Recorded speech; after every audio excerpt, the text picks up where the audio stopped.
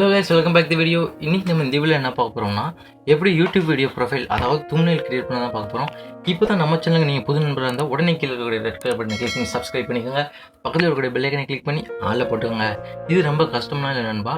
இது நான் எதில் எடிட் பண்ண போகிறேன்னா ஃபோட்டோஷாப் சிசியில் தான் எடிட் பண்ண போகிறேன். இது வந்துட்டு மொபைல்லையும் பண்ணலான்னு கேட்டிங்கன்னா ஈஸியாக பண்ணலாம். அதுக்கு வந்து 2 அப்ளிகேஷன் யூஸ்ஃபுல்லாக இருக்கும். என்னென்ன ரெக்கமெண்ட் பண்ணணும்னு பார்த்தீங்கன்னா, ஒன்று வந்து பிக்சார்ட், இன்னொன்று வந்து பிக்சல் லேப்.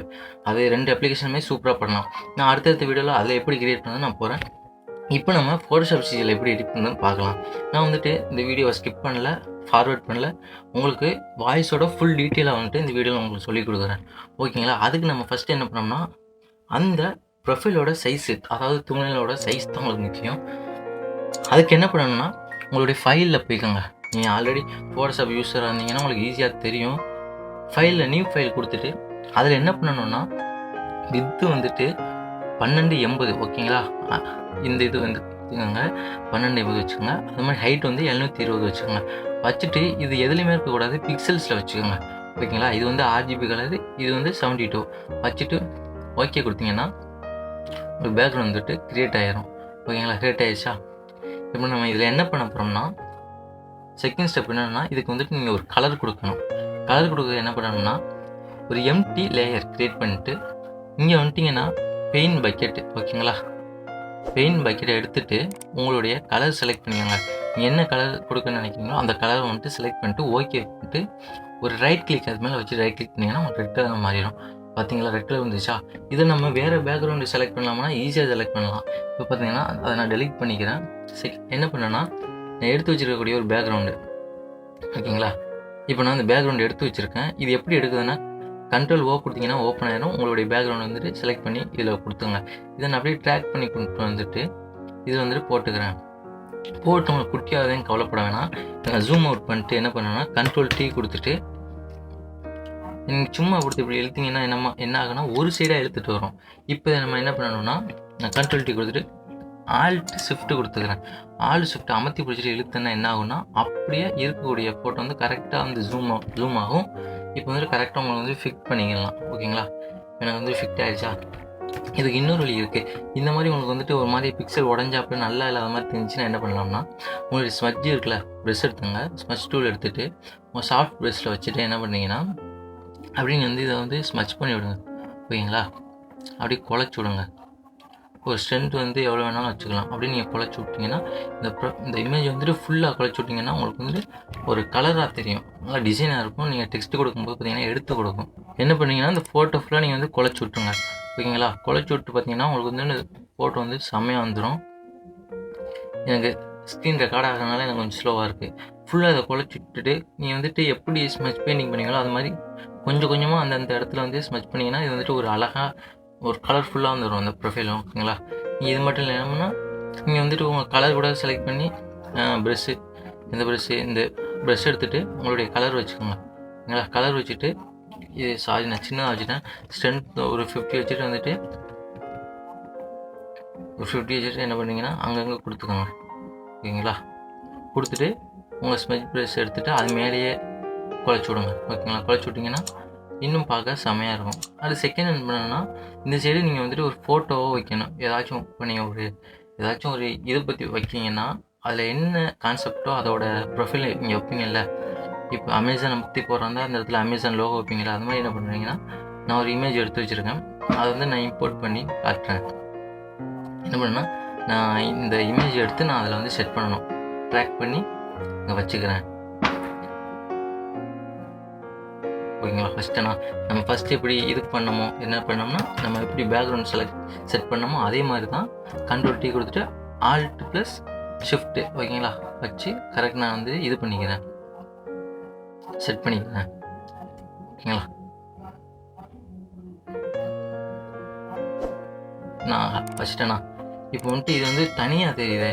இது எப்படி நம்ம வந்துட்டு அந்த ஃபோட்டோ வந்துட்டு எப்படி அந்த பேக்ரவுண்டோட அப்படியே கரெக்டாக நம்ம செட் ஆகிற மாதிரி எப்படி பண்ணுறதுன்னா, அதை வந்துட்டு கிளிக் பண்ணி லெஃப்ட் கிளிக் பண்ணிங்கன்னா இந்த மாதிரி ஒரு இது ஒர்க் பண்ணாகும். இதில் வந்து பிளெண்டிங் ஆப்ஷன். ஓகேங்களா? பிளெண்டிங் ஆப்ஷனை செலக்ட் பண்ணிட்டு என்ன பண்ணணும்னா, எனக்கு வந்துட்டு ஸ்க்ரீன் ரெக்கார்ட் ஆனாலும் கொஞ்சம் ஸ்லோவாக இருக்கும். இதை என்ன பண்ணணும்னா, ட்ராப் ஷேடோ பார்த்தீங்களா, ட்ராப் ஷேடோ அதை கிளிக் பண்ணிட்டு இதை நார்மலில் போட்டுங்க. நார்மலில் போட்டு ஆங்கிள் வந்து ஒரு 90 டிகிரி வச்சுக்கோங்க. உங்கள் எந்த டைரக்ஷன் வேணுமோ அதை வச்சுட்டு இந்த வந்து ஒப்பாசிட்டி வந்து கொஞ்சம் இன்க்ரீஸ் பண்ணிட்டு என்ன பண்ணுங்கன்னா, இது வந்து கொஞ்சம் டார்க்காகும், இது வந்து கொஞ்சம் வந்து இதாகும். தெரியுதா? இதை கொடுத்துட்டிங்கன்னா உங்களுக்கு அந்த இது செட் ஆகிடும். அப்படியே பார்த்தீங்களா, செட் ஆகிருக்குது. இதாக இப்போ நான் காட்டுறேன் பாருங்கள் எஃபெக்டை. இப்படி எந்த இமேஜ் இப்படி ஒரு அழகாக அந்த பேக்ரவுண்டில் அந்த இமேஜ் செட் ஆன மாதிரி பண்ணியாச்சு. அடுத்து என்ன பண்ணணும்னா, நீங்கள் வந்துட்டு இது கொடுக்கணும், டெக்ஸ்ட்டு கொடுக்கணும். அது எப்படின்னா உங்களுக்கு ஈஸியாக உங்களுக்கே தெரியும். டெக்ஸ்ட்டை கொடுத்துட்டு நீங்கள் என்ன கண்டென்ட்டை கொடுக்குறீங்களோ அதை செலக்ட் பண்ணிக்கோங்க. உங்களுடைய சைஸ் என்னவோ அதை செலக்ட் பண்ணிட்டு உங்களுடைய கலரு அது மாதிரி உங்களுடைய ஃபாண்ட்டு அதை செலக்ட் பண்ணிக்கோங்க. நான் வந்துட்டு இப்போ ஒரு எக்ஸாம்பிளுக்கு ஒரு ஃபாண்ட்டு செலக்ட் பண்ணிக்கிறேன்.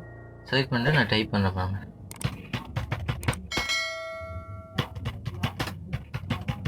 ஓகேங்களா, செலக்ட் பண்ணிட்டு நான் டிக் கொடுத்துக்கிறேன்.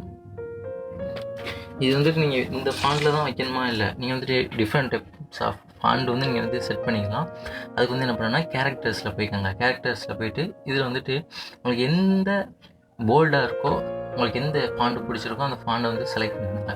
ஓகேங்களா, இப்போ நான் வந்து இந்த ஃபாண்ட்டை செலக்ட் பண்ணிக்கிறேன். இது நம்ம எப்படி எல்லா ஃபோட்டோவும் அட்ஜஸ்ட்மெண்ட் பண்ணுறோமோ அது மாதிரி தான் Ctrl+T, அடுத்து Alt+Shift. ஓகேங்களா, இது ரெண்டையும் அமைத்தி பிடிச்சி எடுத்திங்கன்னா கரெக்டாக இருக்க மாதிரி அப்படியே கொஞ்சம் ஜூம் அவுட் ஆகிரும். ஓகேங்களா, ஜூம் அவுட் என்ன பண்ணாங்கன்னா அப்படியே தூக்கி இப்படி செட் பண்ணுறேன். ஓகேங்களா, இதை வந்துட்டு அந்த இதை ஆல்ட்டு பிடிச்சிக்கிட்டு அந்த இதை கிளிக் பண்ணி ரைட் கிளிக் பண்ணி இப்படி இழுத்திங்கன்னா அந்த இது டூப்ளிகேட் வந்துடும். அது வந்துட்டு நீங்கள் வந்து இது பண்ணிக்கலாம். ஓகேங்களா, எடிட் பண்ணிக்கலாம். பார்த்தீங்கன்னா சப்ஸ்கிரைப்னு போட்டேன்னா ஓகே கொடுத்துட்டேன்னா வந்துருச்சா. இதை நம்ம எப்படி ஒரு எடுத்துக்காட்டுறதுக்கு என்ன பண்ணலான்னா, இதை நான் க்ளோஸ் பண்ணிக்கிறேன். இப்போ என்ன பண்ணணும்னா, இங்கே வந்துட்டு ஒரு பாக்ஸ் மாதிரி இருக்கா, ரெக்டாங்குலர் டூல் இருக்கா, இதை கொடுத்துட்டு அந்த சைஸுக்கு ஏற்றாப்புல வச்சு அப்படி ரைட் கிளிக் எடுத்து கரெக்டாக வச்சுட்டேன்னா இப்போ நீங்கள் வந்துட்டு ஒரு எம்டி லேயர் க்ரியேட் பண்ணிக்கோங்க. எம்டி லேயர் க்ரியேட் பண்ணிட்டேன்னா இப்போ என்ன பண்ணுறேன்னா, பெயிண்ட் பக்கெட் எடுத்துகிட்டு உங்களுக்கு என்ன கலர் வேணுமோ, ஓகேங்களா, இப்போ நான் ஒரு எல்லோ கலரில் ஆரஞ்சு கலரில் கொடுத்துட்டு அந்த எம்டி லேயர் போட்டிருக்கணும். ஓகேங்களா, கொடுத்துட்டு ரைட் கிளிக் பண்ணிங்கன்னா அது ஃபில் ஆயிரும். ஓகேங்களா, ஃபில் ஆயிடுச்சு. ஏங்க டெக்ஸ்ட் மேனேஜ்னு பார்க்க வேணாம், நம்ம வந்து மேலே இருக்குது, நம்ம டெக்ஸ்ட்டுக்கு மேலே இருக்குது அந்த இமேஜ். என்னென்னா அப்படியே ட்ராக் பண்ணி கீழே எடுத்துகிட்டு வந்து வச்சிடணும். ஓகேங்களா, மேலே தெரியுதா? இது மாதிரி அதே மாதிரி தான் டெக்ஸ்ட் எப்படி நம்ம ட்ராக் பண்ணோமோ அது மாதிரி தான் அந்த இமேஜையும் ட்ராக் பண்ணி எழுத்திங்கன்னா அப்படியே கீழே வந்துடும். நம்ம எப்படி அட்ஜஸ்ட்மெண்ட் பண்ணுறோமோ அது மாதிரி Ctrl+T Alt+Shift அதே கொடுத்துக்கிட்டு அட்ஜஸ்ட்மெண்ட் பண்ணி இந்த மாதிரி வச்சுக்கலாம். ஓகேங்களா, அதே மாதிரி நீங்கள் வரிசையாக டெக்ஸ்ட் வச்சுக்கலாம். இந்த இடத்துல உங்களுக்கு இந்த சைடில் லோகோ வைக்கிறோம்னா என்ன பண்ணுறீங்கன்னா, இந்த எலிப்ஸ் டூலை எடுத்துகிட்டு இப்படி வச்சுக்கோங்க. வச்சுட்டு என்ன பண்ணிங்கன்னா, ஒரு ஒயிட் கொடுத்தா நல்லாயிருக்கும். ஓரத்துக்கு உங்களுடைய ஒயிட் கலர் கொடுத்துட்டு பெயிண்ட் பக்கெட் எடுத்துகிட்டு ஃபில் கொடுத்துங்க. ஓகேங்களா, நான் ஒரு எம்டி லேயர் கிரியேட் பண்ணிட்டு ஃபில் கொடுத்துக்கிறேன்.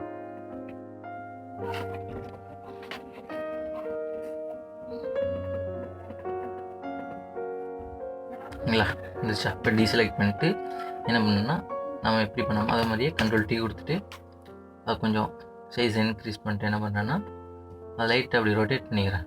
ஓகேங்களா, ரொட்டேட் பண்ணிட்டு அதை அப்படியே தூக்கி மூலையில் வச்சிடறேன். வச்சுட்டேண்ணா, வச்சுட்டு உங்கள் ரொட்டேட் ஏற்றாப்புல வச்சுக்கோங்க. வச்சாச்சா. கொஞ்சம் எங்கிட்ட இழுக்கிறா இருந்தாலும் நீங்கள் உங்கள் அட்ஜஸ்ட்மெண்ட் பொறுத்து தான் நீங்கள் அட்ஜஸ்ட்மெண்ட் பண்ணிட்டு ஓகே கொடுத்தாங்க. இப்போ இப்படி வந்துருச்சா. இந்த மூலையில் உங்களுடைய லோகோவை இந்த ஃபோட்டோ வைக்கிற மாதிரி அந்த லோகோ இழுத்துட்டு வந்து இந்த இடத்துல வச்சுட்டு நீங்கள் ஏற்றாப்புல அட்ஜஸ்ட்மெண்ட் பண்ணி எடுத்துக்கலாம். அடுத்து என்ன, அடுத்து அவ்வளோதான். இந்த ஃபாண்டு தான். இதில் நீங்கள் தமிழ் ஃபாண்டும் பண்ணலாம். எப்படின்னா, இதுக்கு வந்து ரொம்ப ப்ராசஸ்லாம் இல்லை, கொஞ்சம் ப்ராசஸ் இருக்குது, லைட்டாக தான் இருக்குது. அது என்னென்னா, ஒரு ஃபாண்டு, அதாவது அழகின்னு ஒன்று இருக்குது, அழகி ப்ளஸ்ன்னு. அது வந்து எப்படி டவுன்லோட் பண்ணுறது நான் அடுத்த வீடியோவில் போடுறேன். நம்ம என்ன பண்ணலாம்னா, அது மாதிரி டெக்ஸ்ட்டை எடுத்துகிட்டு உங்களுடைய தமிழ் ஃபாண்டு, இது நிறைய பேருக்கு தெரிஞ்சிருக்கும், தெரிஞ்சவங்க வந்து பார்த்துக்கோங்க, தெரியாதவங்களும் பார்த்துக்கோங்க. என்ன பண்ணணும்னா, வச்சுட்டு இப்போ நீங்கள் டைப் பண்ணிங்கனாலே உங்களுக்கு தமிழ் ஃபாண்ட் எழுத தெரியும். சரிங்களா, தமிழ் ஃபாண்ட் எழுதுதா, இது மாதிரி நீங்கள் தமிழில் கூட டைப் பண்ணிக்கலாம். இவ்வளோ தான் இந்த வீடியோ. சரிங்களா. இந்த வீடியோவில் ஏதாவது டவுட் இருந்துச்சுன்னா கமெண்ட் பண்ணுங்க ஓகேங்களா. இந்த வீடியோ பிடிச்சிருந்தா லைக் பண்ணுங்கள். நீங்கள் கூடக்கூடிய லைக் எனக்கு மோட்டிவேஷனாக இருக்கும். இன்னும் நல்ல வீடியோவோட அடுத்த வீடியோ சந்திக்கலாம்.